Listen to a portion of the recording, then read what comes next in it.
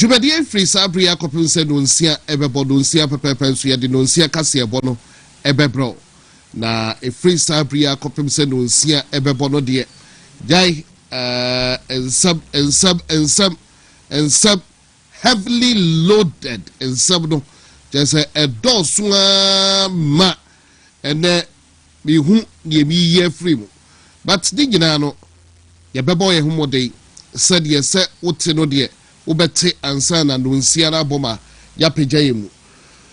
bidi ade Kwaku Kyeremanteng Nkansah KK edie na ene awie on behalf of the production team mesa medamu nyina ase kofinto wa hado be na awie medana ase Pepra Wilson and airboa with cameras no or the ice tea medom nyina nso ase na madana na Kwame nso ase na Kwame ewo MCR nti medana na Kwame nso ase ene awie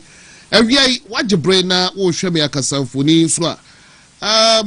wo hwe wo TV so no obetumi aka kire obi no aka kire obi no aka kire obi say your social media handles nyina nso ye adwuma eno nti ko Facebook ye wuntumi 101.3 FM on Facebook wuntumi 101.3 FM ewo Facebook wuntumi TV live ewo YouTube into Mr. and aviation and Susa and Mammy went to a drop one as well post to comments ewo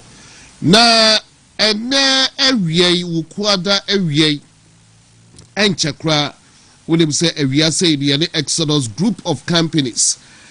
we are saying omonso ejibre na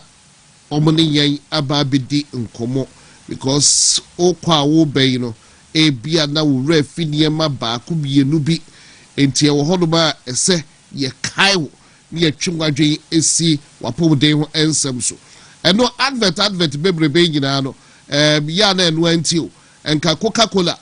ya wu ye nyina na Coke eti ase ya wu ye nyina no ya celebrate birthday na wo ye ya Coke one match so say de oboda ho ayi advert Guinness ga we asu obodu Guinness nche bibia enso da bia Guinness ese okai se ensa bi wo ha ye friend Guinness eno ntia na wie yenso ye kai wo se wapom de ho nsem no mani hia eno nti Exodus group of companies wie obekai wo se wo Exodus moringa wo Exodus dandelion capsules wo Exodus breakfast for you no still e bi ewo ho the pressures of life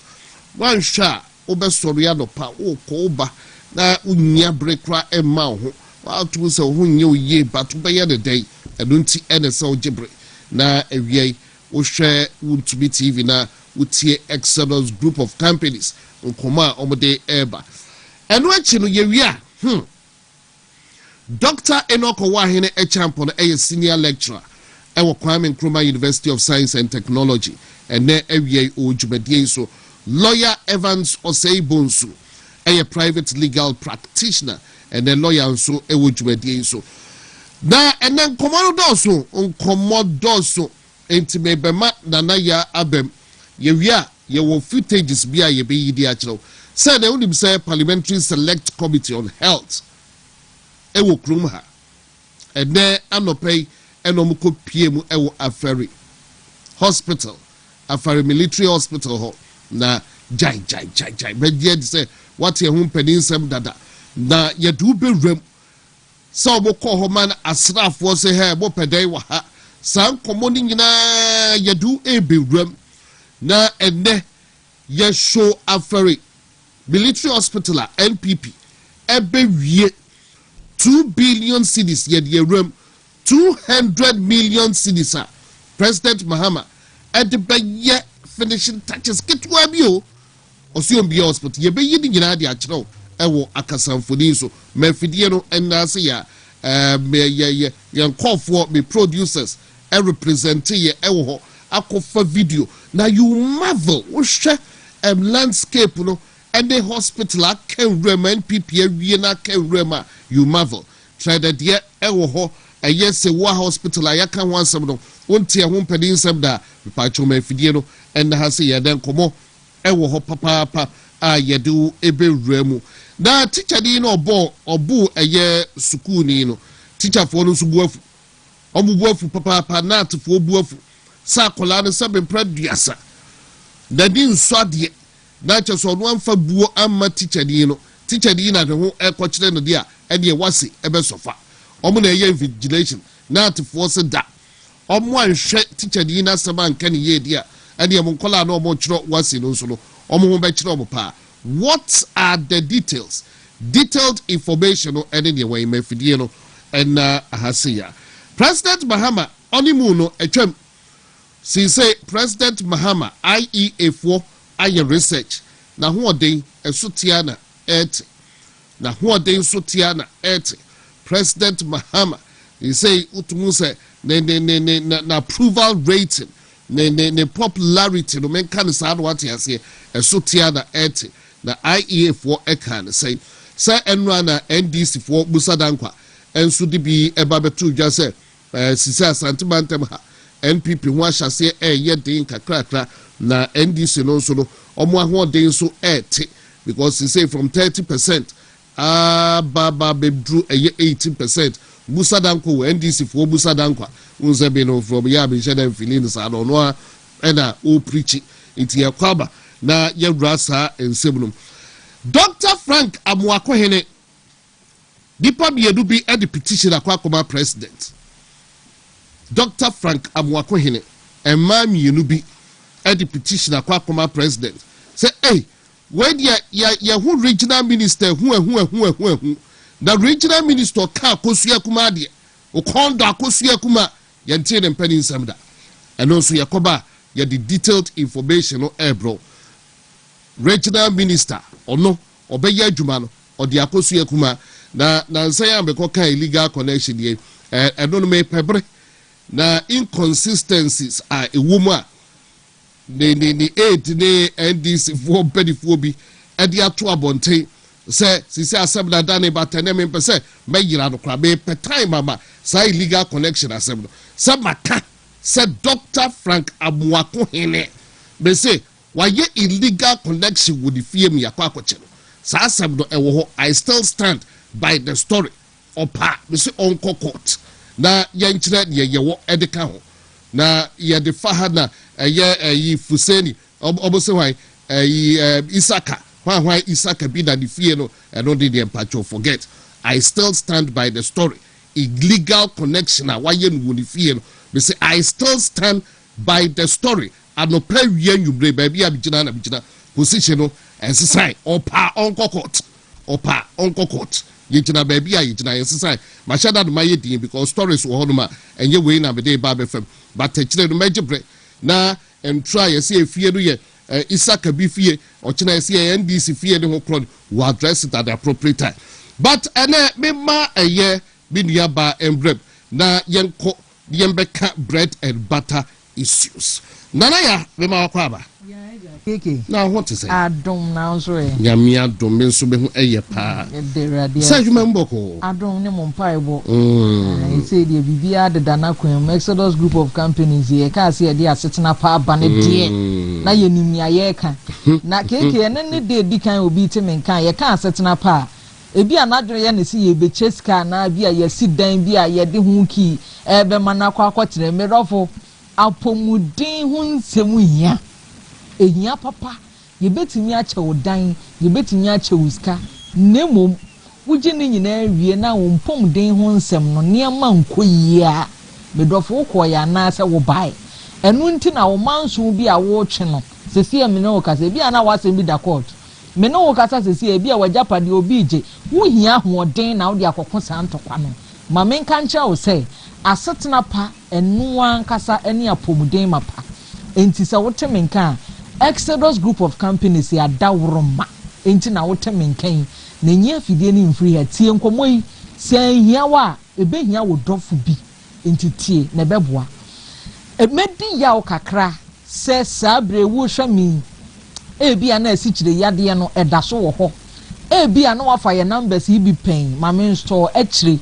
ebi kura na wafra busa bo na nso ntimi nto anamon se masikyire yade yi me high blood pressure yi me low blood pressure yi me cholesterol yi me ya ne den me stroke yi atena me so ache me ya ne den ma store number no mafa number no nso mintimi mfrɛ yabɔ me boɔ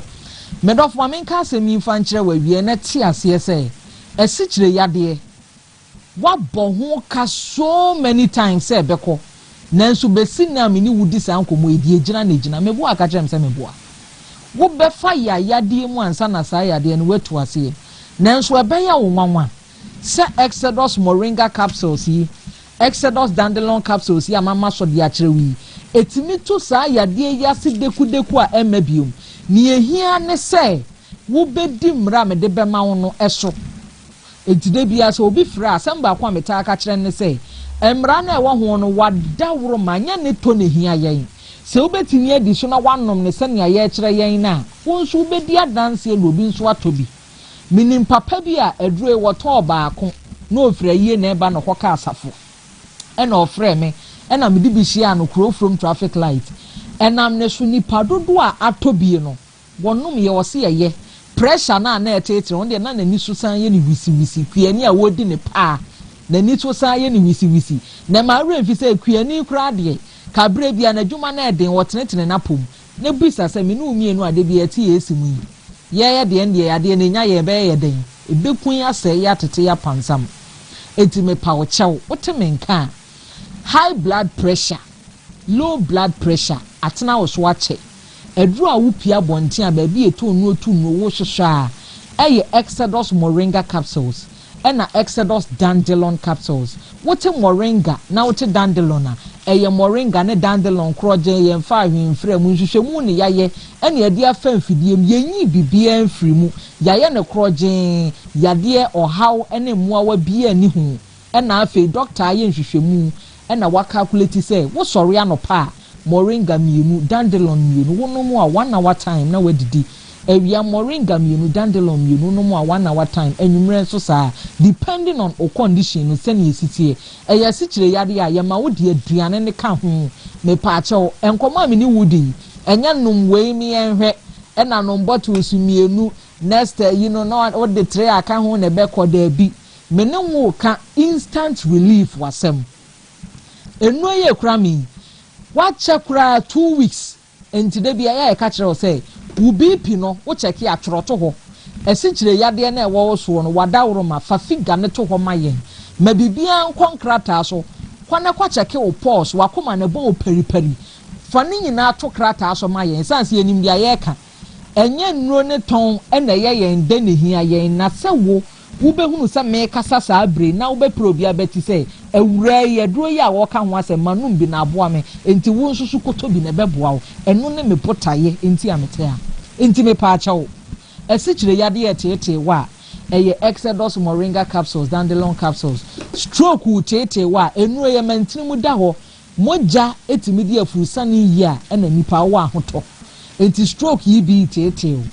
wo di akyini ya hospitals ya hodoɔ wotimi nante a na afi agye nsɛm na ayɛ west mesrew wo de ansa na utiri mo pɔ no plan na wa plan sɛ wo be embarking on sɛ bia yade atiti mi me de kɔ ha nya botere to no we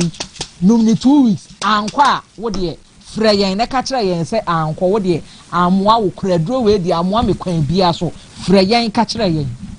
Exodus moringa capsules dandelion capsules nye fiti ya ne de baaye me pa cha nhwehwemu ni adanse bebre wakyire enene ebi aka me nsa de am ekura mi kura mate ano we ye de ameme no yente ano asiu bi kata ho a agye wo na wote ano na wa yusu nti mesrew tobi na nuoi ebeboa wo esensu kura no a ne vitamins a wo behia ye hu hia sa supplement bi wo kura akokoto wo beye kama na wo yade no nso atimi afiri so ti ahoma ye na ntentem unsusu pebi na nuo ne de eye papa me pa cha wo fai 0548 17 69 09 0548 17 69 09 and I say 0548 03 39 96 0548 03 39 96 and I say 0537 45 66 65 0537 45 66 65 enti me pa wo chew ansa na wa ba mu bebu no pomoden say no we wanum bi na dokotafo mpo trauma won patient say eduro no eye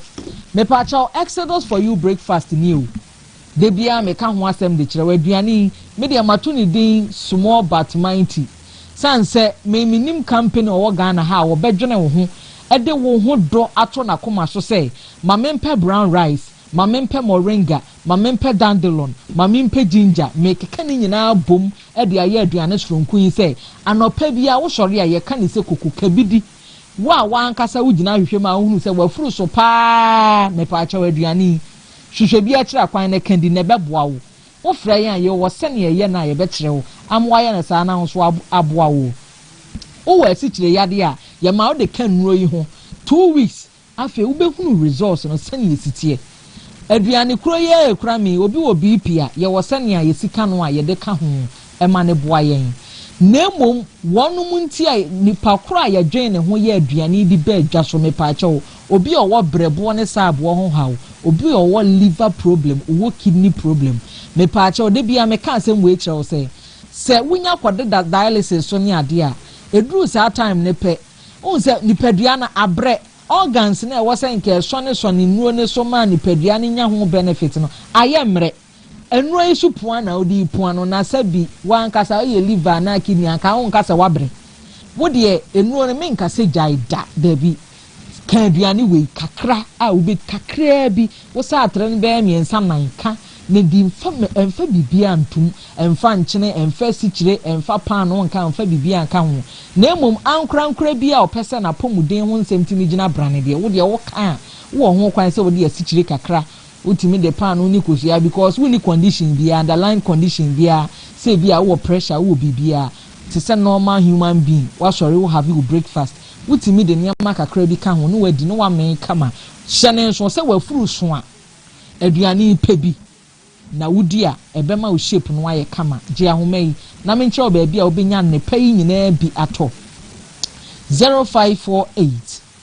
1769 09 0548 1769 09 and I say 0548 03 39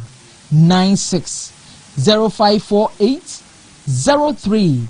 3996 the chat 0537 45 66 65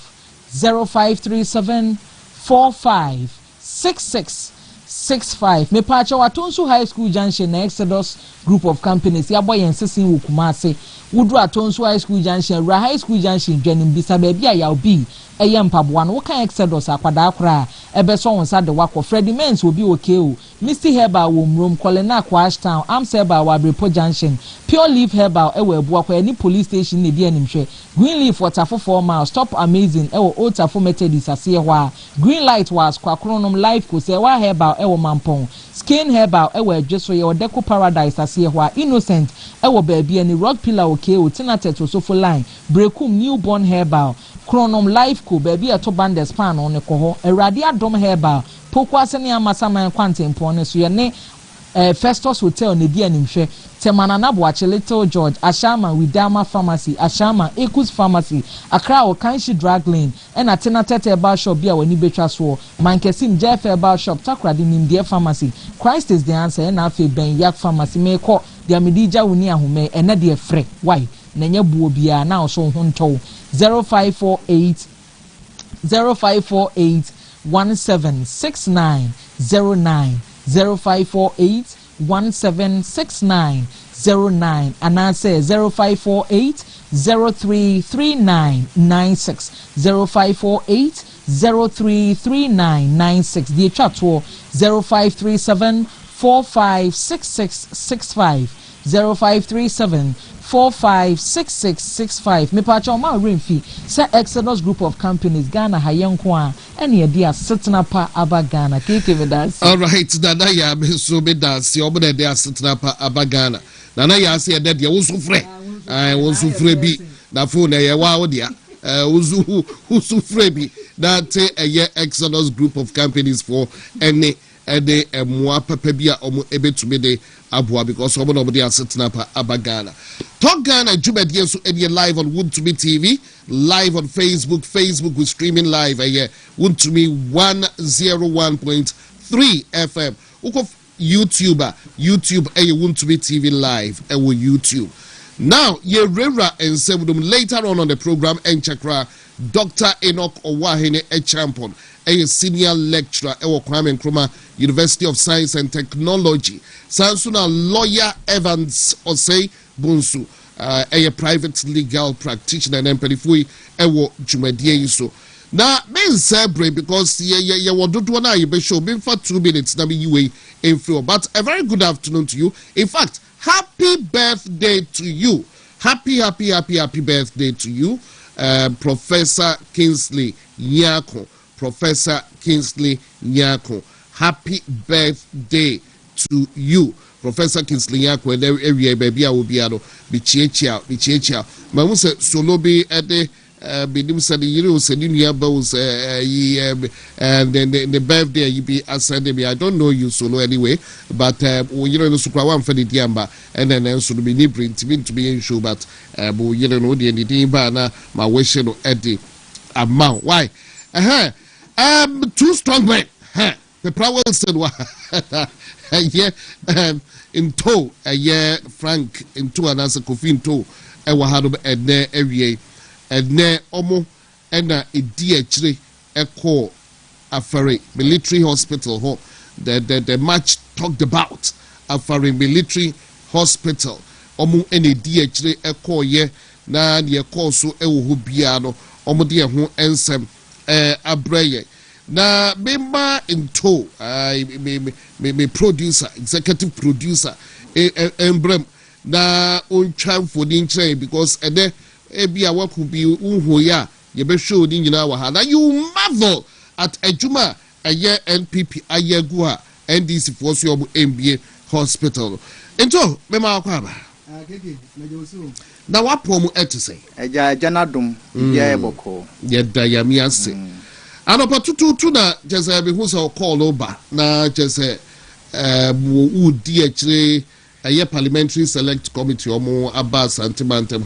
Udi actually na Kwaku bo ejuma na boy mu asade ye beka no ene anopai mo hyase se udi actually no anase empo den ena e course we bra na udi actually no mo so Kwaku ye omo rounds yo keke meda wase ene eja ye ho na mpenifo a omo parliament minority caucus on health ya Dr. Ayuafiye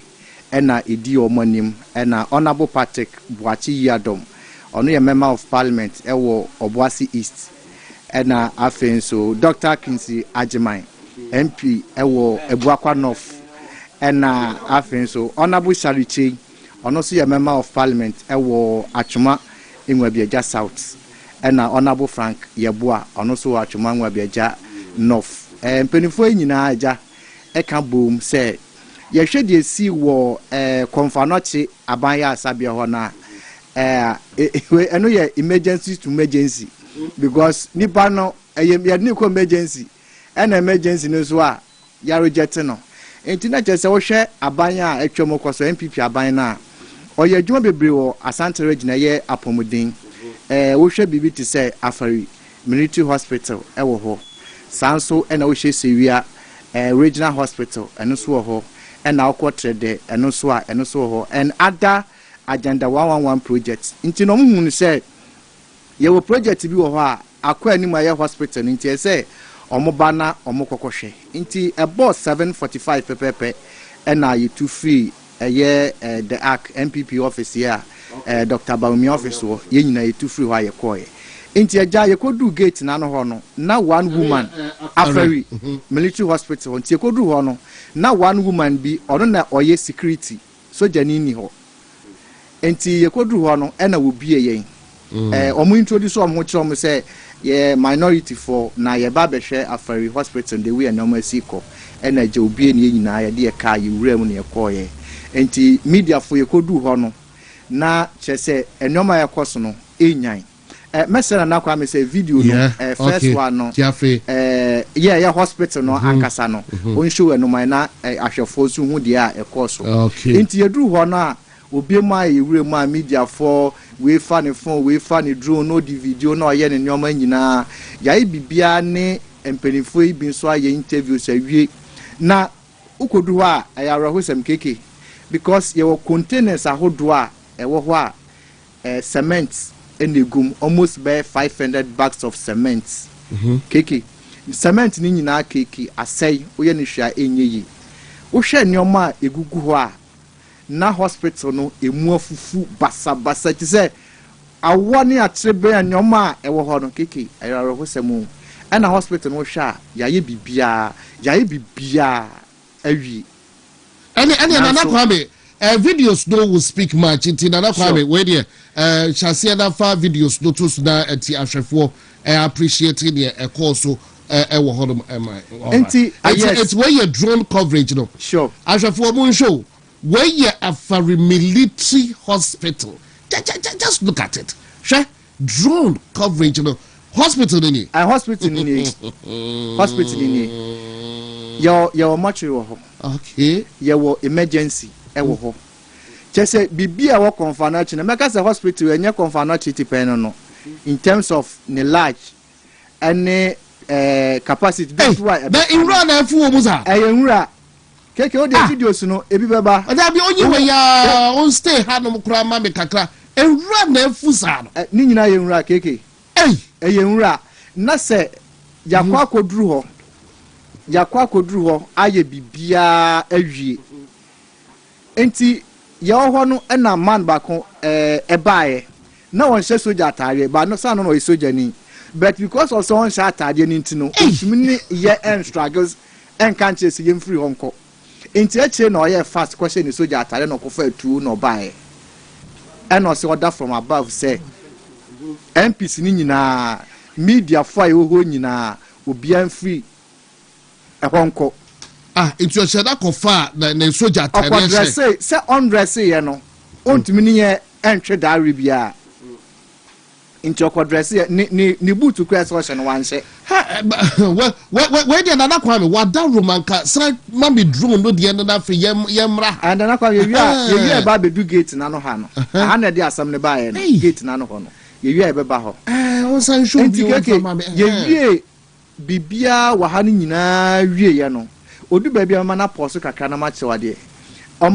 ekufadro eni ba omi ehun se sa ya asabe onu esi ye emergency flight center bi wo ho a se bibi ye emergency na yesi the plane ene kofa nipa na ye di ni plane ba besi ho na ye di na kowura emergency ho keke eho ni nyina nkrantia ne apramre ni atrebe na aja boso eho nyina afu tese ba bibia ni ho eho mfu e na wo hospital na air conditions ebubo ho light atwa ko street light ba bia tese mi hu ade a ewo ho ebeka se bia ayasa be si ejasi nwram na sei na konfanote eho tere no meju ho amen but me pacho your Facebook no unfortunately enye active YouTube we call YouTuber you want to be TV live every yankopo what a wow and want to be TV live YouTube obi owura ho bia waboto and we can rem and this for mama project we can rem na the body by ya yas Ghanaian na se as a Ghanaian ye kwa kotwa we de aba mo prevent ye se mama ye kwa me ye ntwam e ma Ghana fo hu de ekoso but as I'm like na de ho fuza obia kranko na kweke ho na ma kwa mo akọ senya MPC na account ye media for na se ye kwa omo ma ye kwa me ye nwura ho and na mo hwe na project de ho afu sei Messi cement but cement de be wo say it afi na na kwa me wo jema na ekona rade obi be se kwa me nkruma abragu we dey na ado na abragu kufu ado abragu rade yakopo na pipi body by the ye body by the pipi ye sad ye ma we say with 2 billion share conditions no 2 billion fixed bibia rade aka 200 million pe NDC for so obunyo obusu obunye ha akufuado awurade yankopon enti afari military hospital da ne awurade hwe hofu yeah da kokonfo anochi a wunya baabi no na NDC for masa project we she wura say NDC for ma project e she wura say ha adai keke wahu sa image e ba sisi yi ho na asojafo no etiu we no so ya yes ahaye omo accommodation just say bibia perfect keke so won say edan bi sa ela ewe nwura no ho no eno no na cement ne sa enyomo amode be ya adwuma ni nyina gumu enti tesika ne nka ne ba ya no aso amode to aso keke ya wi all right enkwa di bona fe ya na kwa me show diana asojafo no ne MPs no yes we yai enti keke ya video bibia wie ade be ma yentie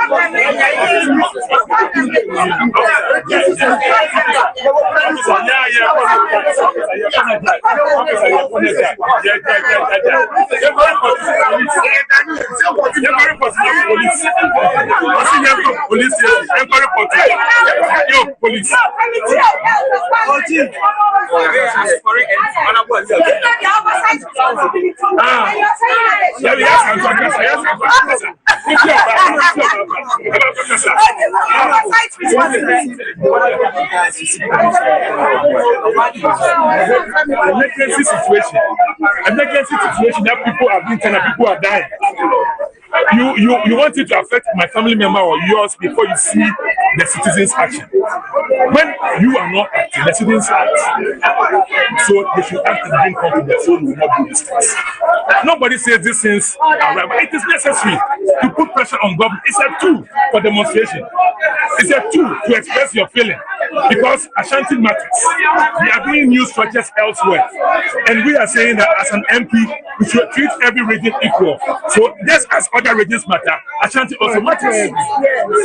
Please don't point your hand at me like that. Get out of my back.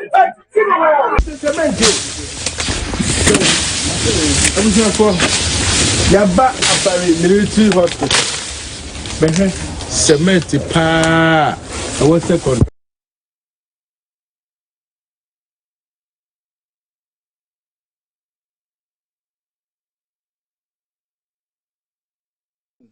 eche ho na poyano edona ni nyina e cement o ni nyina say cement ni nyina abudu ni bubu abey how many bags almost 500 bags of cement ni nyina gu ha asay ni nyina gu ha say keke ara wusemo enti kasa cement ne kwa no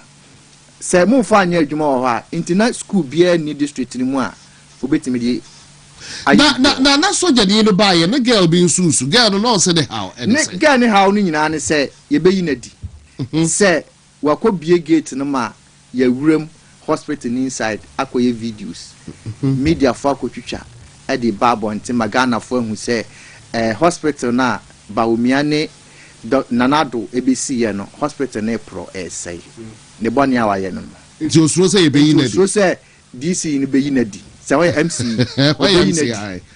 osuro say MC ni beyi na di nti na wo su that is so gani no ne ha unyina soja for the nipa say the buy baako soja for no mo ye two nti obo buy kwa de no mawie omo buy na ne awie but on be blocking main road na ye di be pie from the hospital no so omo ma ya kwa ma ye mpie nya den Then time no na yen say that is add no video until that time san ko mo jeje your phone so cry memory card no cry na hwe butom no cry now omonim say parliamentary select committee sa authorization to say edina military hospital ninti no eno de ye security zone yemko na boko trade de no so kan wa we no ye be no kakran ene ye mo wuremu afari nyambo etena ba na omo kwan mo ba afari ye fi afari no ende be sen ko trade sudu wa rebe hu okeke trade rebe ho obeko ni asoso nka ne nyina asi so obewura machines ese doctors nurses de ye adwuma obewura baabi no dan ni mu no TV sa ese wo mo de be ye adwuma je se your doctor's apartment e wo ho ade a wo hia wo mpa odukwa kusim asa TV sim bibia wo ya wie se TV no kwa ye basa ne kweke mobo air condition ya SS nyina SS ene kwa fufu etiana ya that of afari going forward no ya the trade no mo call say we are so if you trade no na be sin ba sewia ena ye de na for recruit no man to be anko for recruit no man to me anya de anko so sad mate ene me mamumo ene adwuma wo wi ana makoto fanta mame why me mamud body adwuma me ma wo wi ana makoto fanta but ba kono dia covid to be da ode pepra gina ase da chese ene Afari military hospital and now we share and the parliamentary select committee led by Obo Rankin yet Dr. You a free year echo Afari military hospital Obo ko trade the echo ko share echo yesewa hospital and ye bo amani ntiane ye Afari the ede achiro bochina ye behwe na ya hwe trade de no na ye di ni nyina ho enkomo enti doctor atnase na ede enkomo ewo ho ye behwe sa enkomo we say na ye di eye Comfort Teaching Hospital de na almost strike no ede den enkomo e bai but endra eye His Royal Majesty King Solomon 2482 out to so mienu abobodia aba beka asebro ama edei uko hospital Comfort ye adwuma gidigidi accident and emergency center hodo na still problem no ewo ho ntia hodo de enye so active sa and then parliamentary select committee aba bema yehu the state of hospitals ayijaya ombetumi abie doctors no class obumbie na omunhyase enye adwuma wo ntia ebedi sa nkomo no enyina na other matters ewo ho no ene school ni no edi teacher for de no eno nso no footage no ewo ho time nti ebrepem no ye be footage no ede akire na teacher for no so buafu se empo mpanifo twi teacher ni na so a omoso enti ase not for say sa na omo be ye de anya vigilation wase de enye ade a ene omo so kra do omo be because akola no difo ade na teacher ni no ene ye ba betwe na so nti eno nso ho ensem ewo ho award de bi nim say bia Dr. Bekabia the ministers awards fake awards and say bia Bekabia fine Mahama approval rating yes ba na eba form enra Asante Mantem ha this ni Musa Dankwa eye ne de ene aye for so edb aba betuja the approval rating a drop from 9.1 points and I say 68% a drop to a year 58.9%. Just the public satisfaction a slap IE for reporter omonso ede aba enono. Now Dr. Frank Amuakohene finally the public be a petition President Mahama Barbara Chum and Jennifer Owusu omo petition Mahama about Dr. Frank Amuakohene. Sir akosua kuma no na akosua kuma ho ensema odididi eya akosua baanu atam say the condor na akosua kuma na no eho ensem do edru eye President Mahama anim say Dr. Frank Abuakohene ne nsem do kan entwaye but it is sexually offensive and a misogynistic remarks, a Greek word, misono a hatred. Oko a ya usua bro a misono a hatred and a genie a female and as a woman. Enti Kwaku said this so much hatred for a young women a misogynistic word no eno enti omo ede Kwaku President Mahama say onhwe na onkasa asem because it will not hold omo enje entu na doctor ewa haide binja mane na baby a ode ebefa bia no akwanya ewo hodom ede emano enti doc meknwa akwaba jubadie iso na ba cho wapo mu tise Christ intime de she na wo so ya mi ado bensu me ho eye enwure me fa konye so na ma chia hefo we bi aja konye na enwure na o hwe me kroma dance ya soka ada na o me bo me kroma o so ona o ya na o pese pa chomsro ona o ya na o pese o du kro o ya na o de pe prayer na o de ni kroma tete me de boy kroma din da bia me kroma dance me pa cho Facebook no so you active with the sorry Facebook you active into we to be joining and so on Facebook ti me chia o bibia anwume waje akonya na o hwe law okay na say oh boko aja and the young na kan wa say ya nyare so ite dey mi refi ya tiapo esi ho ye another one fan chame are they say duty calls duty calls ni na kan and so ya kwatana koto afi ni yawie ya na bai nti aduane kra na ni bi o hana ma be pa aduane kakra di ya som oh my Ghana central force of retama clodie I said in Adama being now he said yes you do right but obi a chireta yes a ode be shase na me chire mara no de mara no e be shase wa but doc na we dey ya be shase e wo feel that ya be ko ai apomdi na nsema no I said doctor although to health matters there on Feniagro public health kiki Nedi kan me start here free ye minister na Nkansah ho last week afina na asem na eboboba ema ye kan afina na invite CEO no na mesre omampanin jo Mahama se ye healthcare no system no ne sa sector na very delicate enti wompe obi a kiki or tie healthcare system na Nkansah ase because you obi a was study public health bia enim say your course be a friend strategic leadership in healthcare strategic leadership in healthcare kiki say akando aye any of these are and Kenya they said the oye no be because kiki he you will be a friend of de-escalation of situation. I was so very tactful. Board on the management of Konfanochi. I take a decision.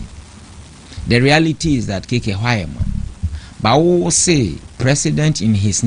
State of the Nation address. Mesimi ya 7 makoma kudi besiso. What kind of reason is president in his State of the Nation address this year a directive say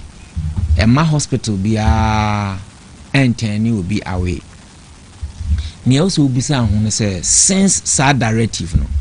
a DM one amodiabua hospitals no send ye beya obe build o more capacities na obi duru hono my Anthony away. And only idea back the mere fact say president ama directive no nkyere say professional to duru baby no hunu ni awonya eni kwan say woka because kika de be ya pa doctor bi eni ho a obe pese patient be wu on nsem intikiki say wuti emergency ho na ye di patient haba na wunya baby mfa ne nto na space bi eni ho ene say wo beka na sa asem no to obi a instead of so be drive aba Komfanochi no be pe nearby hospital de na akọ no be stabilizing no ansa na de na aba finally de he na ye also we ya no kan na ni kwa so mo kan de bi man kan wan kan kire now drive ye fan say anwumre ade asa o family member bi anya attack o unconscious na o pese o de no Komfanochi unnim se hwa ye ma na obe drive ya beduru Komfanochi obeduru na ebe ka kire wo se eho nyina ye mantifa no pe baby foforo eko eni se wo ya we enti wo mfa no nko na emu wo be pe nearby hospital edina kwa amoma ko stabilizing nipa de he na nka wo pe ayade ba ko ena omuma sa we professional decision o muteki keke ade ba ko ananka me expect from a candon say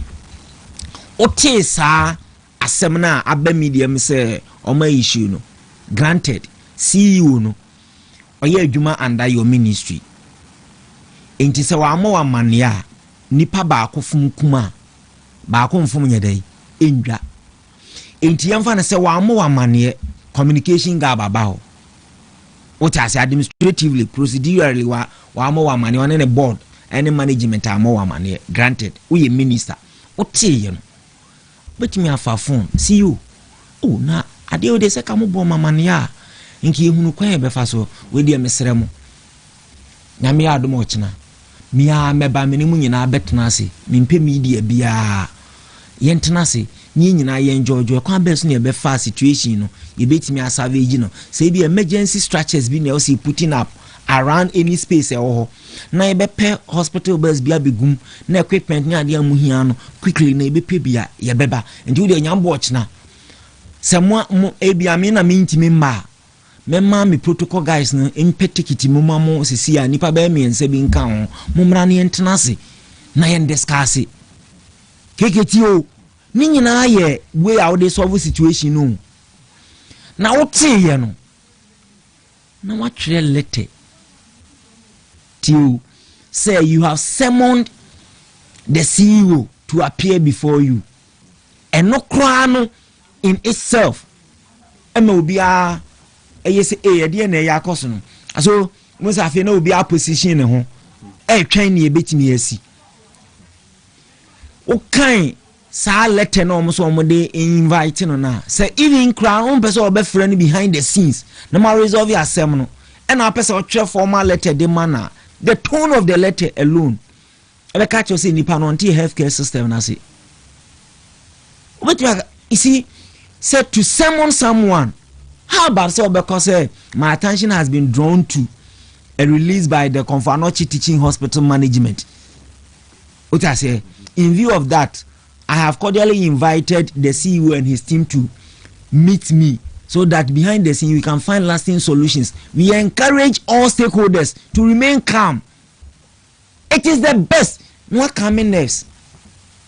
We a minister and Chelsea BBI gidi o. And I make a strategic leadership in healthcare. Onkosua eno na one e wo se nka wo ye saade o ya kekenki ankoduru ba bia ya duru o woni wo mo ye discussion behind the scene a ombeti ase at the end of the day keke enipa nkwa ho hia se nipa ba akokora ahwere ne nkwa e de na wo minister no benya afiri mu wa ma wa mane e wo se nko ka kirew board not take his decision in the interest of any pana who per se we bibi mi obi ehun se we adwuma in the interest of the people ntina board no any CEO no take his decision no and o ma wa mane find a better way, don't worsen the situation. And to say ya keke must suspend CEO na doctors any nurses a course strike for about 2 or 3 days no enipa ebi enam so ahwere wo mo nkwan sei na asem na bepem obo na afi o ma resume adwanti nipa ahwere ne nkwa wo mu bia minister obetima recalling back to life. Enunti healthcare honomo no na ade ba konso no se keke healthcare dia senior any political color yare timi to obi at any time MPs na omo parliament na omo ye he omo tai akando echi akando na Nkansah kra no as minister ne constituency dwaboso obi betimi atukwan afi dwaboso abekumase be ye ni business yare betimi ache no ho ame wo se de no kokonfa no chi keke so atase e betimi abasa wo ye minister of Western North or Western region dwaboso obusuani bi ana hu nipa bi betimi atukwan obeye ni business bi obeye ni obedini nkomo bi obetimi adurukumase yare betimi aka no na wo se de no kokonfa no chi nye de no koduru na nam wo decision a wo take yenti doctors ne cost striker obeka sei enti mo bia nya na adwene sei bia me de minti kumase mi infra Ashanti region enti de ekoso no one I will not be affected mini ayare de obi ni ba bi ayare betimi aka obi o enti bibi bana ye kam akanda de mesre se president enyino no na be koso de a omuma na enrolling on healthcare management course program bi na onsua because enye bibia na ediko media mo the same thing okoye no tamale keke eno ne tamale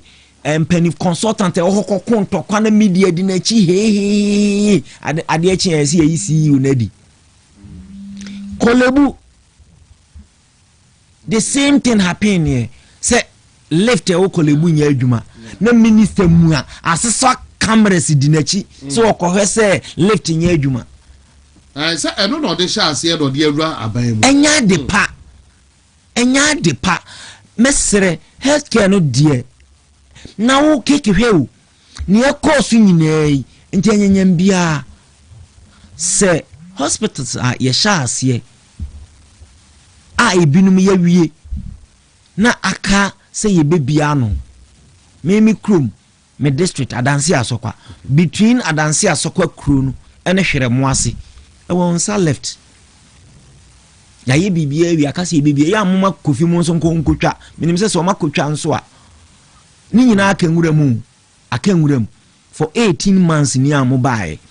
hwe video ya mu yi no afehwe cement pa baby anapo ya ndo gini cement akeki pa egu hono mo a adane abo enti se Ghana eye wose ana wuni company ana na japade a ena wabefa ye di sika to cement sei enti ka ba yenhwe han ma cement na akenwuram keki ude yemfa politics bibia to nchen se Ghana ye wose dia ana wuni dia ubehwa ma cement we nyina asai ya ye adwuma we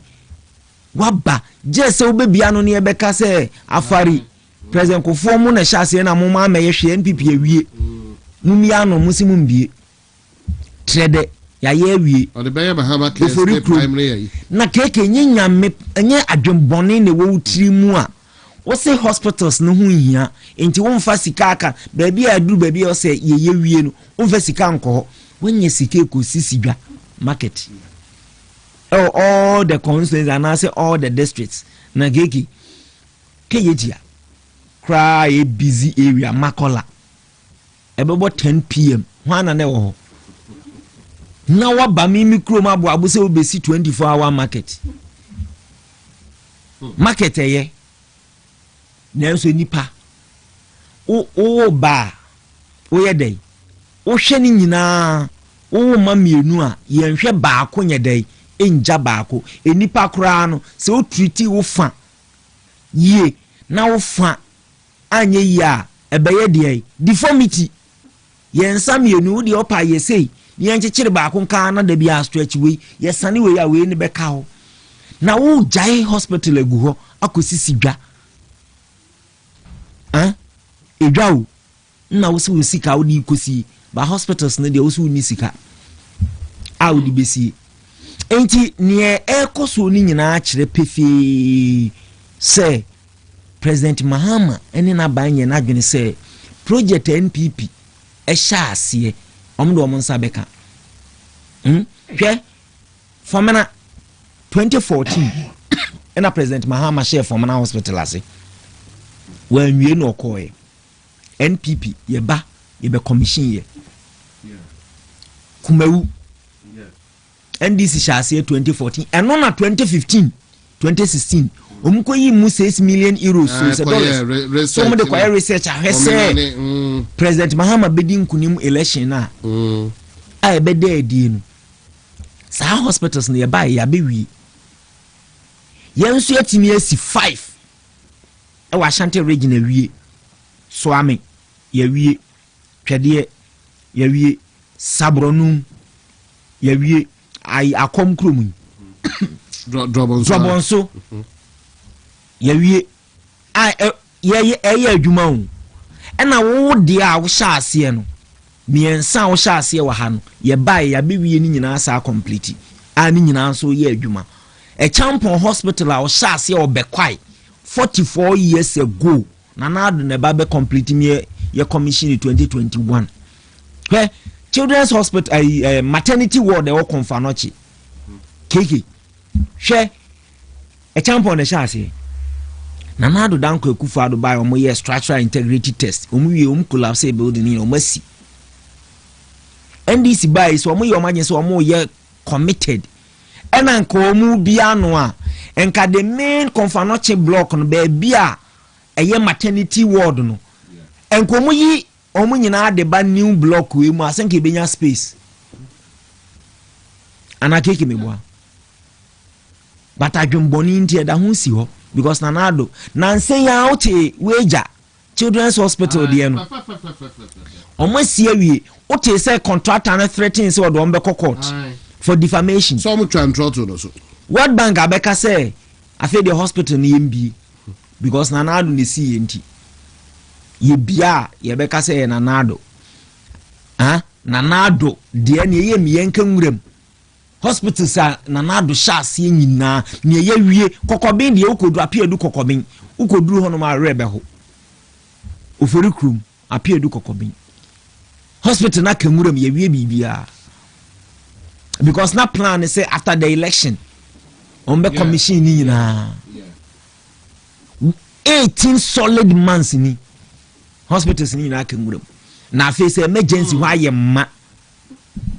na ade ba ko etwa me yam kra ye enioma homo ke kam se an ye gigi a doctor for no so omunim ade e friend solidarity hon say ye nyina yakotena dem abopo na management teachiri ni abeka na ono surgeon keke tiu surgeon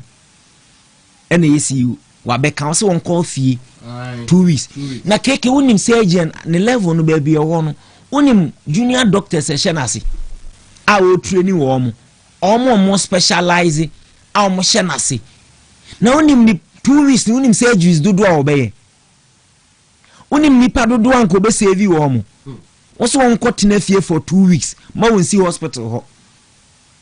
wa suspend no enti okotena fie a na dwuma no ha na beye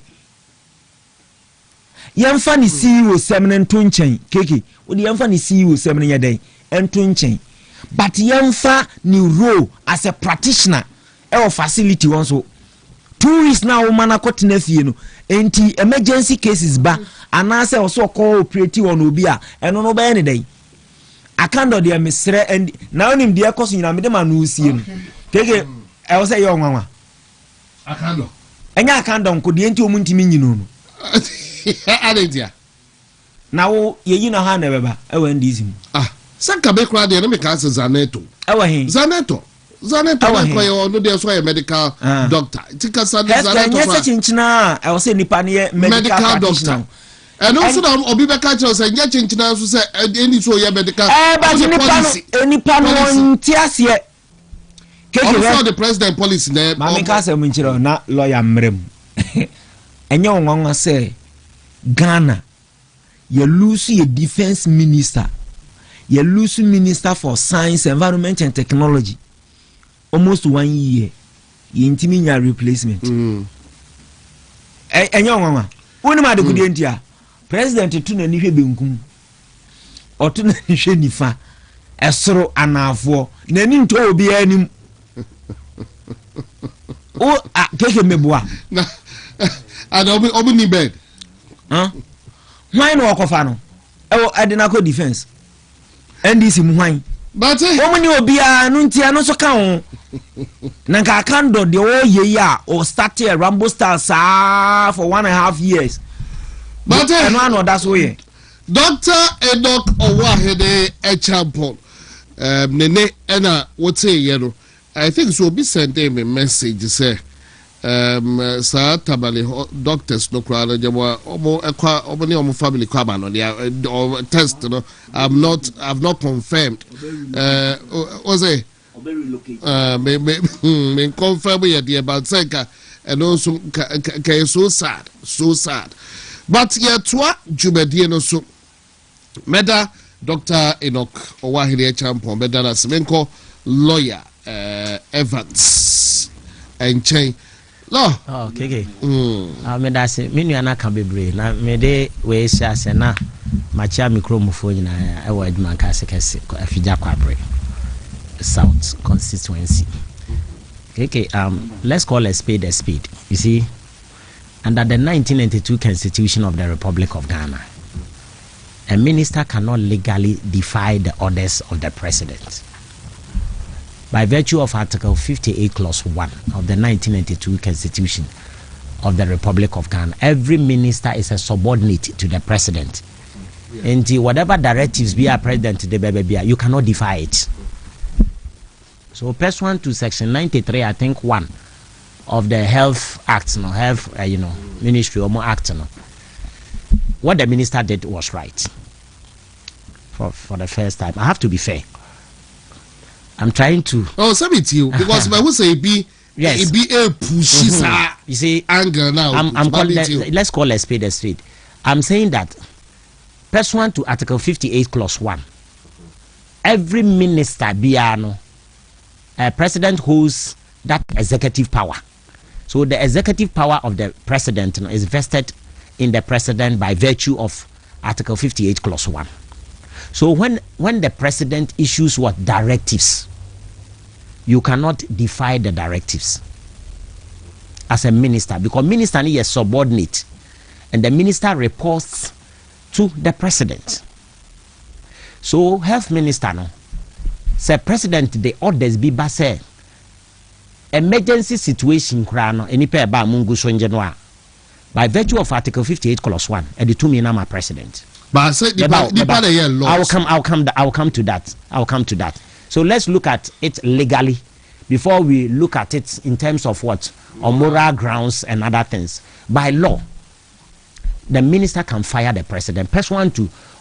minister and act, health ministry and act. Minister can fire the CEO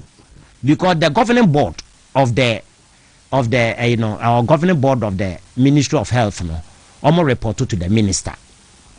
And if anybody defies the orders, will be defied the orders of the president now, minister now has to fire that person. The minister can do that. Because the reason being that there is that kind of firepower that has been, if you read the constitutional provision, there is that kind of firepower. Firepower no, you're the president under Article 58 Clause 1. And they say, what can be say ade we munye na who defy the orders now who minister no you be fired. So the question is common sense approach minister no from so yeah. So issues to be raised is whether or not the minister has the power to fire and whether or not at that time na minister no fire or your right to fire and that's what I could do now in America. This one I will say that yes, he has the power to fire because the government suspension, suspension to fire or and also to suspend you or suspend you because what defy the directives now president the amano. It is a minister no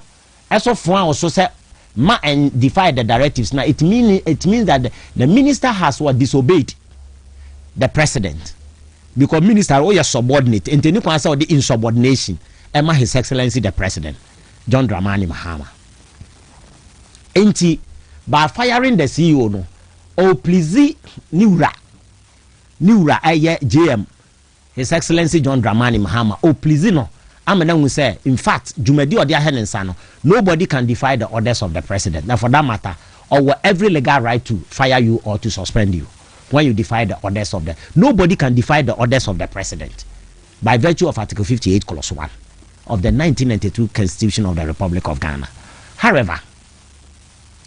nothing also prevents the minister from seeking clarification. Basa regional minister yes, a regional minister to meetings no move. And you know incompetent. I'm telling that so maybe the other side. Maybe the other side. So legally, or you're right. However, the opposite side, I mean the man say, however, nothing also prevents the minister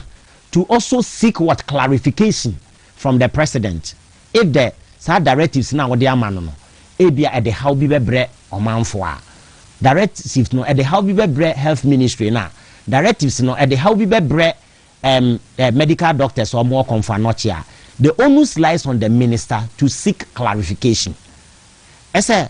His Excellency John Dramani Mahama, all the directives be abase. Enipa a yare emergency ma omompamu obi ayungu son famobra. But the issue is whether or not doctors no subet me meet this emergency situation na. Enti balancing the same no.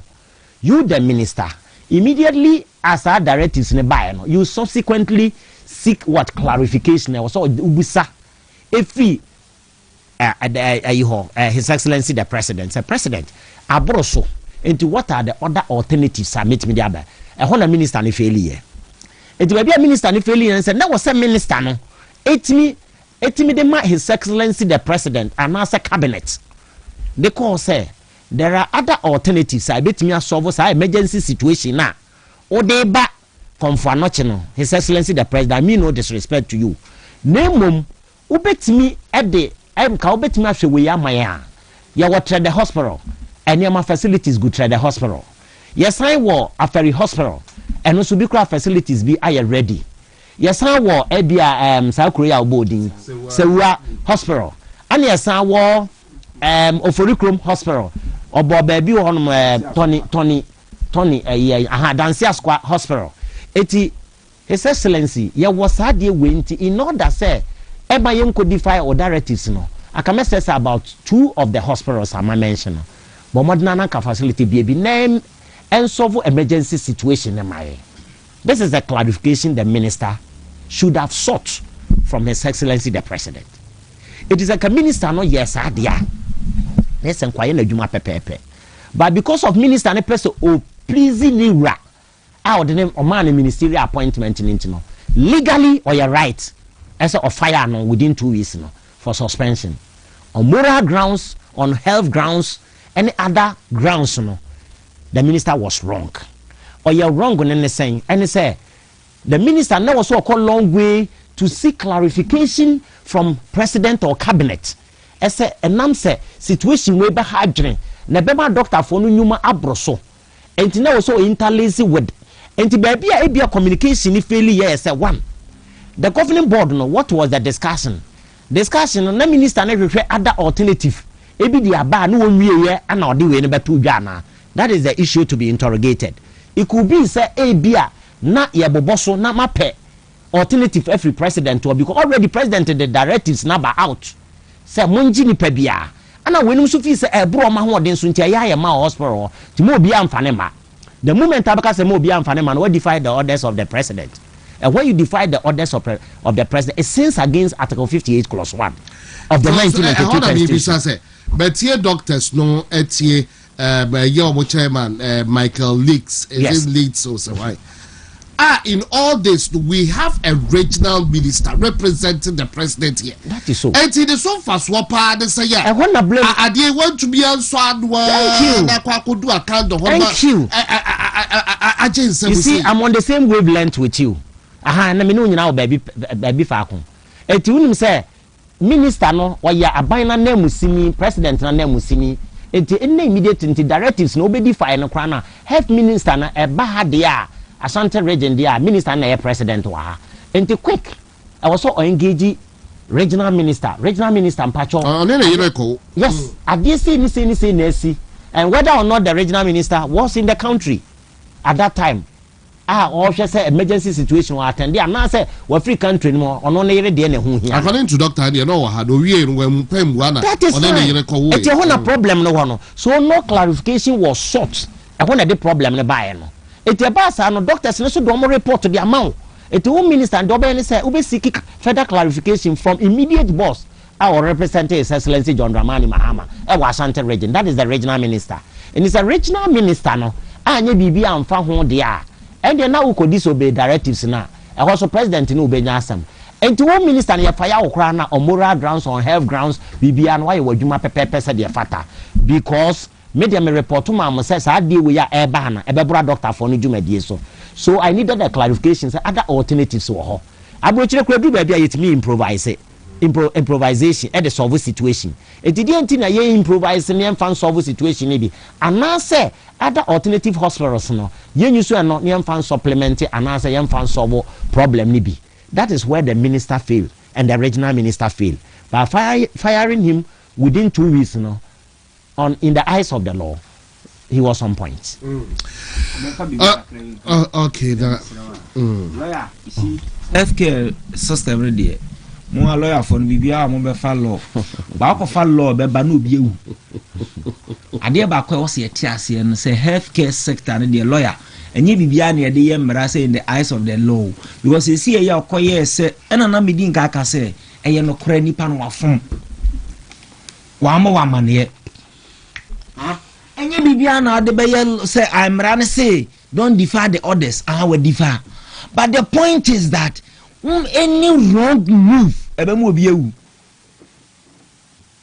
Any wrong move obi betimi ahwere ne nkwa won. And they say na what say nipa no in the eyes of the law watumra into any a law against common sense approach into tourists our doctors ne call strike no keke omo resume say see ne wawu bia free mu no ampa emra na otun e be kwa kofa nipa na bankwa je mu bio enti media me say healthcare there and honye ho ne ko kamra wo e wo say wo exercise highest level of professionalism. Last week, judgment or Hineba show no swano pa. In fact, accounts no or tete Baye di pa baye mienu just about 4 to hospital kese is a confound chair referral point. I teaching hospital dear. And found mra nipa na ton. Was a meeting can make kind say the law is the law. There be one catch and until almost say lawyer for common say the latter and the spirit. Omo nim ni nyina because hospital kase say ukoye mra ubeba na nipa ewu enti we minister and ntina meka nka you could have called the guy CEO no and the boy behind the scene menu amafom but nipa nkwanti yempen kwan a ye befa so a ye be solve issue no quick say mo suspend 2 weeks omo call strike e dia na ma ya afa ho keke enti ma suspending nipa ni 2 weeks e dey pa poti sesi ameno ka sei e dey no ma ya afa ho second Solomon ababe kanti sisi omo doctors no dey omo enya no na meka okay enya doctor no dey no e ho na aye ma no I am ma omo take sad decision say okay ama e dey no ya afa no dey omo nya hwe fa ho e ho ni the point o enti ai o maba ABS wo no suspension no ye be put no hard and say be recalling no fine. But the main issue at this abruha nyina ba no keke de na ya afa ho eho should be our focus banye say oma call or strike ni recall we yenhwe the main issue no anye sa say de be ya ne say ni doctor lawyer obi anfom mra bio oba beda ho tio samen koye na mafom mra yes mentia omampani mabu omampani animtia okay sa monya hwe mfa ho a oba se nipa 10 a munyina mo na fom se me ma won ko back eno eni se mebu the so called omampani animtia na meka kire wo se ko pe baabi foforo fa wo de hye ne ko de he na wo pe gege so acha se enti me de mesere se omonto na mon quickly say mission structure bi no mbe putting up asoja foye wo bantman barracks ni sofo line ye engineers ni ade a builders ni ade wo mu mobilize wo quickly pe baby o hona put up emergency structure bi na doctors no crowd almost you be hospitals here and yeah show you be easy pressure dey be ya mfa mra nko o de mra ko ho nipa bewu nso mra ne ntimi mfa ne man kwagem. But lawyer, what time they be a criteria but also other matters no other matters no mame mfa mame sedinam so your ba sedinam sedinam tamaklo say tamaklo na mehu say issues na ba binum so obekom sen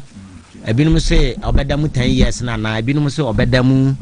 mfie na be 3 years awatwa na free mu enti acquire discussion ana omo frefre a lawyer for be new FM station. I think say one of the FM station FM this morning na am person me the position of the law no etudwa preko no obi ehun say but so way back in February say omo call appeal na mebo right they our right to go on appeal but you find say all the appeal no to nchan a sentence say na oye due ese oko eno na won say court ne man no 10 years na 10 years na your judgment in absentia. And judgment in absentia, and if you read Article 19, Clause 3A of the 1992 Constitution of the Republic of Ghana, say, oh, ha, na, what's required, na, ye di wa seven, na, wa, maybe more. Court, no, a manitou means, obey me, ama judgment in absentia. The judgment in absentia, a constitutional provision. Pursuant to Article 19.3A. 19. Let's see. That's the C, and 19.3A. Okay, 3A. Okay, the trial of a person charged with a criminal offense shall take place in his presence unless A, he refuses to appear before the court for the trial to be conducted in his presence after he has been duly notified of the trial, or B, he conducts himself in such a manner as to render the continuation of the proceedings in his presence impracticable, and the court orders him to be removed for the trial to proceed in his absence. Absolutely. So you see that. So if you read Article 19.3A, it's clear, it's spelled out. So the legal framework allows for proceedings, any judgments when the person is not even around, because in absentia the only things I say will be notify any panel. So it was statutory provision and the constitutional provision, which is Article 19.3A. Emakwan. And you say my minister kwan say oyare or kwa no oyare but maybe. So pursuant to Article 19.3A no court ni di na asem and notify na court no ebu anofo. And a court na man 10 years. Now the issue before the general public, I was say adwendwena won say whether or not ese maame no be serve for 10 years na ye de man no na asa otena ho ma e bi free mu some years bi ne bi free mu no eso ate into one serve 10 years ni nyina na eno na general public na e cry obi ehunu de emra na esitie. Now if you look at the criminal jurisprudence, criminal law na e di esua de wa na ye criminal jurisprudence theory of a law na e govern criminal law no ye tell say other jurisdiction no eyemienu jurisdiction bi ha obekono se ebua for in judgment in absentia na woni ha se wotena buruchira ma sentence ni twam a atwam other jurisdiction bi wo hono ma atwam ni some fan say ebua for 10 years na 10 years no wakɔhye ba bia ma 10 years na atwam a eno ano wa ma atwam other jurisdiction. Now there are other jurisdiction bi wo hon so a 10 years no obeba be hyase every 10 years no die be chiubia. Now you heard the position of the law in Ghana here. Ghana hano you yusu mienu ni nyina. That means that ubetimi ma sentence am wa sha buruchira bra uma ebeba se bia 10 years no betimi ahye agu ana se ye betimi ahyew ubetwa years ni bi oba pe ye che wa years na bia watwa no ebi be free mako. Now say na emrani sitie Ghana, it depends upon the judge no ebeka in the judge's what ruling on a judgment. And it always court no go by and I say also go by what the judge said in his judgment. And if I say judge na sentence no, na judge na be na no aka say me ma tamaklo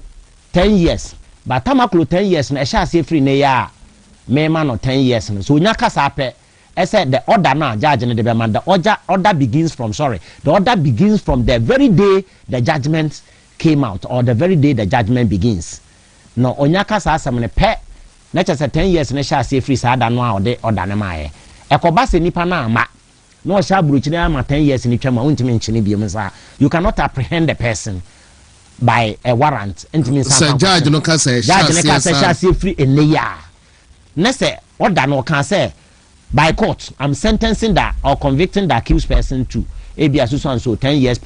imprisonment, no money 10 years with hard labor. So 10 years, no case order ne shall say from Danwa there. Untimi any panic power, then who be see wa bruchiliwa, ye extradited ne maya, obey me as a honor mama 10 years in a trim. A bar untimi subsequently untimi me apprehendeno, chinibium. Now, on the other side, no. Say a cobasa order of the court na court name man. Court na can be bias about your kind say the order begins from the very day the accused persons will be issued a warrant. The betchino, the not bad. It means that the very day a betchono. I feel now over 10 years. And then the Republic versus Kofi Bedu and the Republic versus Chen Guan and others. Republic versus Chengwan and others, I think 2020 or 2024, yeah. A court ready. In the court now stated the position of the law. That is what governs our criminal jurisprudence. The theory of law governs a criminal, you know. And the order of the court may be in an wakano. So I can say the very day the sentence no diamond no esha said there. Or Tanabu no my now extraditing and now for warrant and kwache ne maya. And you're not just 10 years in Ishigu. And the doubt baby as a chum. On the other hand, Judge Nkasa, it will start from the very day the accused person will be apprehended when warrant is issued near their question. It means that why a betchenono, I feel I never shall see for. And the both Lina use depending upon the order are caught in the Mai. It's rather unfortunate. Readily be near sir a ruling no to be a Jebekoshe that be who a year exactly water. Judge no who be a judge no in his judgment and I say head na odia and when you be who judge no ne order na ode mae no na no mu nyina achi no wo che ne ba or right say wotimi kwa appeal enti obetimi apaso a okwa appeal na e bail pending appeal enti obetimi di bail atum say man bail answer because asem no ni for enti afi na oba be court no be man bail say so sekobase wo unanimous FC. They said they are not President Mahama say court ni control by politician. It me borrow President Mahama now West. So Kobasa President Mahama so be control. I'm using a conditional statement if clause. So certain conditions BBC and Sanaba. So Kobasa the Okran opposition and no be no so they adwuma won memu dia. And it's a matter of taking a phone and call a judge. As I some no cry me ban appeal no to go. I want about into say no me say on social media e be or a free woman or but assembly could see baby the person no be free so because judgments na badada and says still no Nkansah assembly bia what preempt a year court no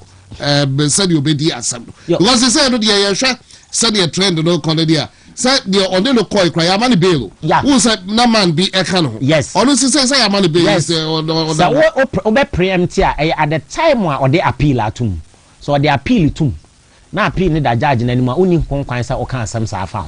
Or can some farmer you can be cited of contempt of court because that one is an inherent jurisdiction of the courts. A court need 2 years the amanwa obetimi cite of contempt to appear before the judge.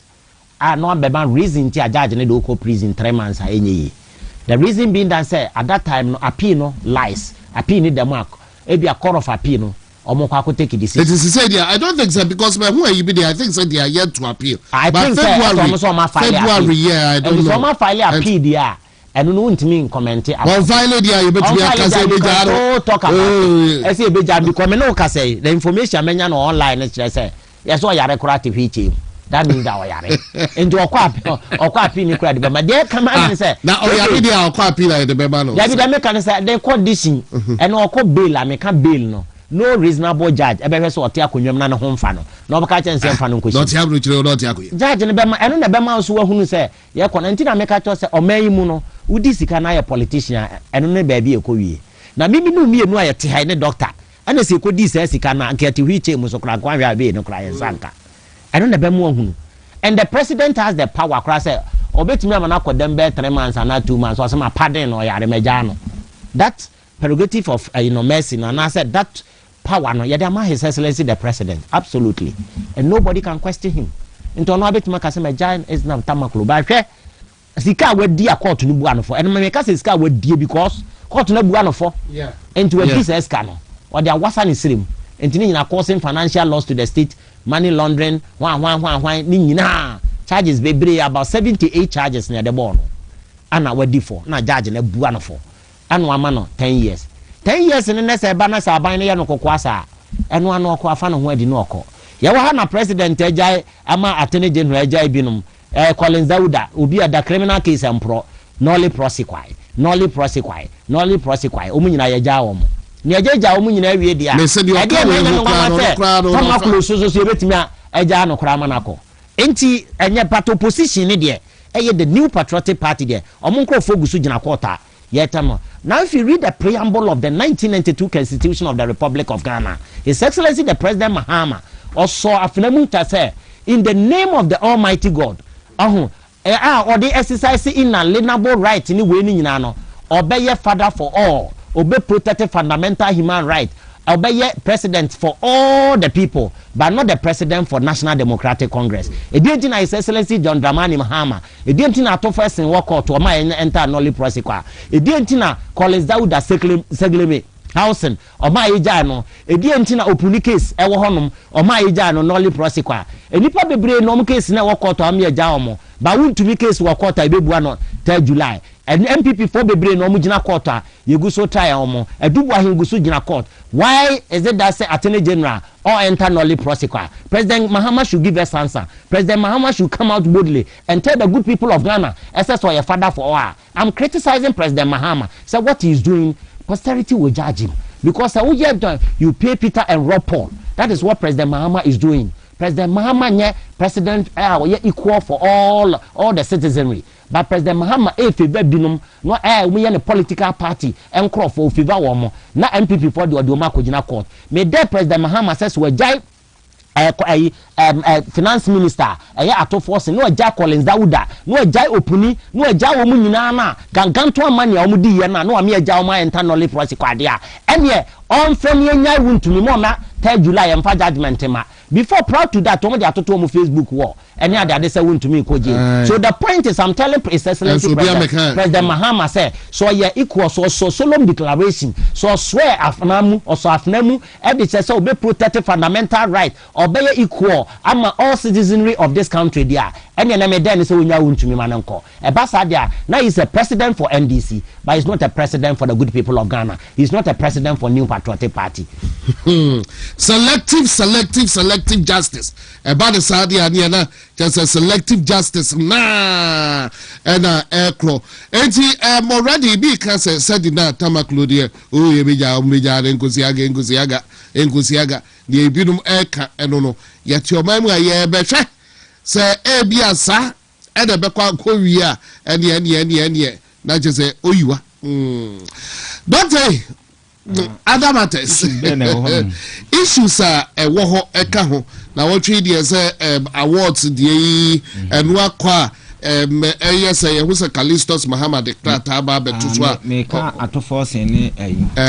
minister of agrek the no and also me interest kidi me voice nye pepra mo ame anyum bi o moto mo say asemberiba me voice nye la abo ame Napia we me voice e de tonyum asem kese bi ba lawyer yard ya say me voice nye dia buba ba NDC mu no when it is coming it is doing on a more serious note on NDC since 1992 under the Fourth Republic among competitive contest presidential 1992 Rollins ya Antoaba no ne teso dada Chama Rollins 1999 2000 aye betuaba else omo tuaba no omkoye suadro declaration no koso atamels nsa so ono no ope no ene na magusita no mu nyina akotete omo party no ene didi ma Spiogabra 2004 oye so oba be contest atamels so masa ene omo kind of two baby 2008 the same thing atamels and at 2012 nyameto ne nsafre no and a President Mahama ya Antonio so aba when DC mu succession and not twice 2016 and a President Mahama ko onu post and then DC mu omo constitution ne say omo to yes or no ono ko onu post ono ani party man ko to no so yes or no percentage say na 2 no 16% or so. Yeah. No. Yeah. Omo ye ya no mse da bia ne omo kose omo constitution no mse agosen sa no. Ah? Ena 2016 omo lusu ye. 2020. Kojo bonsumu yes. Omo ko contest no omo yi omo nyina afiri ma ne ka nipa mienu kojo bonsumu nipa ba ko bi. 2024 election year Dr. Kwabena Dufuo ka so contest no omo so abodam omo frustrate papa na ma last minute o say ma step it down contest na krami nkobi and is say na President Mahama a free system ni mu afei ene omo be contest na idea bi ikoso o Ghana hanom a keke bi ayemfa ya adwene nkoso Minister for Finance sia no nim say President trust nepa ojini departure omunyina. The reason is that on the finance minister was the defense minister ashenensa almost 1 year President Mahama empesi obeyi obia into to force in control 2 big ministerial positions enti amana be powerful enti keke tie Haruna Idrisu yenim so obekọ presidential primaries ni bi anunti oko promise teachers say obefa omo adwuma ya amane clearance amokusun wo TV3 say he empathizes with the teachers but the truth is that onye finance minister no release clearance oh yes we atofo sin yes ade ni wie yen Kofi Adams Minister for Sports Omuko work with Julius Debra work nibi and Kofi Adams ko yina simpie su ka say work with Julius and he is the correct person sa statement na Kofi Adams ko eno na ma NDC Council of Elders ne say omo National Executive Committee no ebra Chief of Staff say hwe no ankoye sa kefet nibi enunti na say African Games, Senior African Games athletics aye no wo Ghana. Sika ne was a finance minister e release the mass sports ministry e the organize program no anko hwe ni glass to Ghana. Tio hwe the same person Ministry of Finance na Smith ewo under Ministry of Employment atofosing a Smith every Ministry of Employment e the akoshe Ministry of Finance ase get fund I she Ministry of Education ase oma fekwan bi so ama sesei no get fund akoshe Ministry of Finance ase senanse a wote say omo entokwa akoso o Haruna ne get fund administrator ne he does not report to the Minister of Education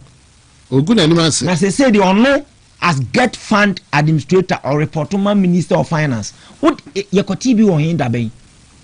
say get fund ye year the Ministry of Education the akoshe Ministry of Finance ase why be you ti say obeko presidential when you suspect you be an atofo sin face kamba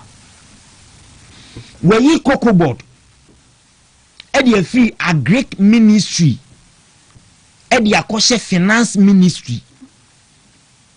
and until I say he is very powerful. President trusted the power. Say how you minister Bolgado the Obeko na tangado the asabno. KKTO what you share Sanyo money nyina say see one say buffer stock issue here buy sikano mu yi e de come buffer stock so mo fan ko to aduan no on say amfa ministry of agric Debi so one ade omo ye omo de forget fund eno mo e wo ya sika no e de call buffer stock enti na represent Nkansah sika bi agric minister wote ho na wo agencies a e wo se omo ye adwuma ni nyina ye de sika no fa wo nchen ne de akoma wo mo keke ye tianu mo na omo interview agric minister e wo channel 1 TV wo se onim bibia abate nkokon nketenkete na bibia amfa ne ho omo fa wo bi minister in charge of sa project no of presidency na minister of agric ni mu ho hwe ni so ni ye release sika eche nkoko na keke utibi da be say 2 cabinet ministers ebe true jobs statement accusing each other say omu nyina ye atrofo we say obua sika ne maaye e na wotwa ntro infantile we so say me release sika no e de amount e na won ka no kre na we di statement aba nti omu mienu nyina ye atrofo pe de omu ken na media de ye me ye nyina wo mu ni say keke hwe President Mahama bedi ade oni ne term no kra half 2 years in review master take e peneto akonwa yi instead of say mu be focus because keke hwe o man ne koyi a ye nyina be nyamfa so omu stay focus na omu ne omu pese omu ya omu ntimi nya so omu timi ye bi ye nyina ho beto ye nyina be nyamfa so ba se o man pani ayi mu na ne term no half kra wonya ntwai na master te kontokwa hwan na pese odi na ade hwan na pese odi na ade na mo kuna adwuma ne wo ho na mo ntimi nye keke no ne me problem se obi e pe president edi enti ene esa ade a ye ntwitwa ye na nyonko na ntini enti se o ma form groups we on a camp ene esa ade a mean release sika ne nkwa ha me de befa we yachi na we ni uni we nya problem na uni we munim sa at the end of the day on mine no ene be suffer because ya to aba a social contract majority of Ghanaians e de on mine to mi ahye monsa enfie mienu kura nruye master te ko pede obedi o mampani ade enti o mampani ti won se sie enkofo so ye den dodo ne ho ebeye kakra de obeke on se okasa obi antie na se nko bi tia eye den na omo mampani timi beka se ma obi a entertain sa awards ni ade manko ye bi ade anche na greater Accra minister beka se ono de na award no de she feels say she earns it so mampani kasa na omutia se na koye se click of obi a fa ho ko join obi because e bia na we ni bewini e bia na we ni bewini keke ni economy ni ye be sofa ye nka nchire o mampani so mfa ne nan si form no nya obi a obeye na dwene se sa break time ni nyanso ye ntoko ekoso keke di ekoso ye ni ye be sofa o no to be crack rape no nya bi do me how President Mahama on crack rape say no me how say ministers aya appoint mu a time ni nuru ba bia o say mo ko na obi nso start ya o say okon thank you to e obra ye nto abema o ni nyina kire say o pro mampani adi nti o mampani na adwuma na wo ye no na otwitwa ne nantini say Haruna say dey na fake proper and na minister of education be gina say wo man say you cannot say it me I'm saying it say wo mampani untimi nka me ye meka we wo de na ye proper thank you to na de ebi koso ne de ye ketting razor na national chairman ko gina ba bi say honorable Haruna Idrisu and the other guy ke eni o ma ekoso de keke de wo de wo sere at the end of the day say say baby a petrol adu to say sidi na nka ye stable kakra no se on de esa akọ keke tio wo de yehwe ne ye o eno ene ye ka che se santokọ a ekoso e woni ministers ne ntem who succeed mu no Ghana for ye ne bebre ho enti o man panin fa ne nan si from yesere no because emre ne nso ye NDC for we kura de enye kura o se o man panin abedi akonwa 1 year no kura nguruma start hwan na ekodi na ade na ne nyina mu no o man panin mi blame ni bebre o because oyi wo mu a onye obi amfane ma but asabla too bad Julius ne Callistus there's a why there's a churo krata we why na just be bia basa say president why dey bia say Julius Debra enam say yes say president in share down supporting the bed ni ntino atetesem and they say no ho simpa pani ne o say chief of staff ka ho asema na president press secretary the release aba and Julius nso te woka because they say no ye nyina ye project ni pa baako enti ono ato ne de na eba enti wa obe try say obi aye be mo ade minister be unye sika nya adwuma no ye useless ha adwene because what I say enen tokwa no na nyu no na de be minority leader wano so no ye na ekwa abomo ase du nkatia so ne kwete on se ntokwa ekoso enti enye mesre DC for mpanimfo enye bibia na ye ka mo befa be we de ebe enya mo party de egu amemfa ho be wo man no mo ye de o man ni sika na tua moka santokwa ekoso a keke wo ba wiase wati bi da pass ministers mienu cabinet ministers mienu ebe twetwe letters we se wo because obi apese o penti ni nyonko black e wo mo supporters anim o ta se na me enipa ba kwa medi ne ho ya pass e no krese sika ne nkoi e no mo kan ya deputy minister of finance so timi kotna international community nanim international rice summit rice go na obubo figures na we video na 1.67 okay obi anim no ayesi mentiasie Enrico Poku aye mobododo Koko bodanko go sika na why dede wo minority aka Koko was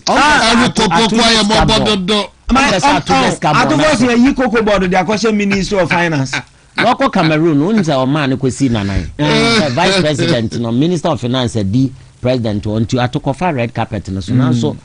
she say Rose minister no dey say the darling boy I say the atu sika atu ye powerful mesre me de man no sie no de mesre ne say o man ne koyi akeke nyina ye binya mfaso enti ministers no emerenso omunya antokwa na omukono omunyai no the ultimate he stops with the president well president wo yi o de hoyaba minister of defense the defense amana ya Koko nyina ma no minister of defense free minister arehusem say up to date president ntimi nya kukudu ana omo parliamentarians 189 o say no obi ani nanka ede na ato ne da ho managing minister of defense minister of finance minister of defense at the same time ade ono kwa na ye this minister of Koko board because president to na ni hwe benkum ni fa omo mugu ho nyina onye obi ani eye fact onye obi ani o because kekes woju obi di pa into 1 year NDC for mpanifo bebrebe any omo majority in parliament into ntimi nya obi amana because the first so the man you trusted no into ntimi nya obi amane mehye ministry of defense wo gise ato nipa baako e manage finance esa manage defense na defense na ngasa kra ya adwuma ketwa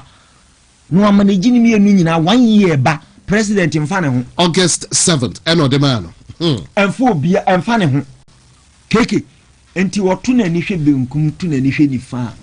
omo mugu ho ni nyina wonye obi ani ato is force enti andisi for mo amosempa but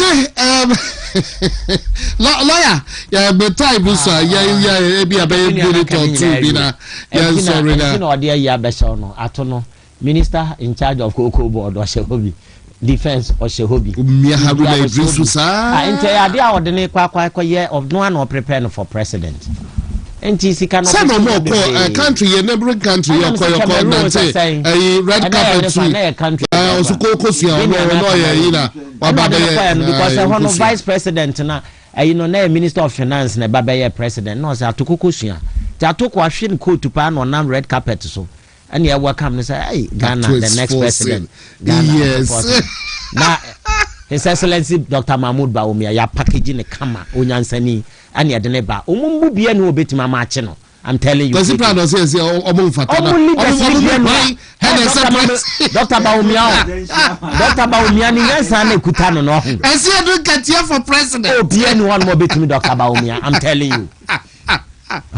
who says here do watari bi o sha de fe sa agbada wa jide the white no eh did the president be fata no wrong